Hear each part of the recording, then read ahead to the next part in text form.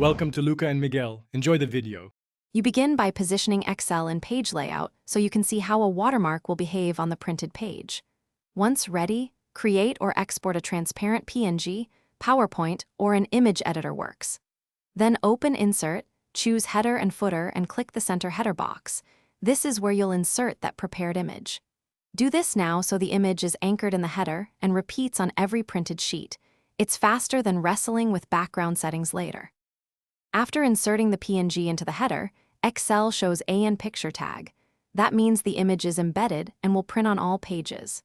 Since Excel's image transparency tools are limited, use PowerPoint or an editor to set precise transparency and export again.